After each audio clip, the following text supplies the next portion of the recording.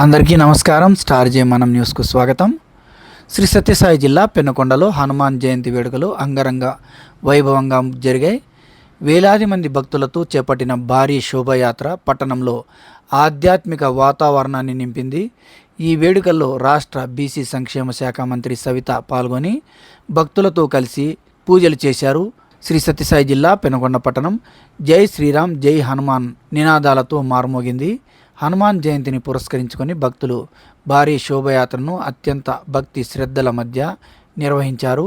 జాతీయ రహదారి సమీపం నుండి కాలేజీ గేటు వరకు సాగిన ఈ ర్యాలీలో వివిధ ప్రాంతాల నుండి వచ్చిన వేలాది మంది భక్తులు పాల్గొన్నారు. శోభాయాత్రలో ప్రత్యేక ఆకర్షణగా నిలిచిన చెక్క భజనలు, డ్రమ్స్ ప్రదర్శనలు భక్తులను విశేషంగా ఆకట్టుకున్నాయి. అడుగడుగున ఆధ్యాత్మిక ఉత్సాహం వెల్లివిరిసింది. ఈ పవిత్ర కార్యక్రమంలో రాష్ట్ర బీసీ సంక్షేమ శాఖ మంత్రి సవిత పాల్గొన్నారు. భక్తులతో కలిసి శోభాయాత్రలో ఉత్సాహంగా అడుగులేసిన ఆమె ఏమాత్రం ఆడంబరాలకు పోకుండా రోడ్డుపైన కూర్చొని భక్తులతో కలిసి శ్రీరామ భజనలు చేశారు. అనంతరం శ్రీరాముని విగ్రహాలను దర్శించుకుని ప్రత్యేక పూజలు నిర్వహించారు. ఇక వేలాది మందితో భారీ శోభయాత్ర సాగడంతో ఎటువంటి అవాంఛనీయ సంఘటనలు చోటు చేసుకోకుండా పోలీసులు పటిష్టమైన భద్రతా ఏర్పాట్లు చేశారు. పోలీసుల భారీ బందోబస్తు పర్యవేక్షణ నడుమ శ్రీ హనుమాన్ జయంతి వేడుకలు ప్రశాంతంగా విజయవంతంగా ముగిశాయి.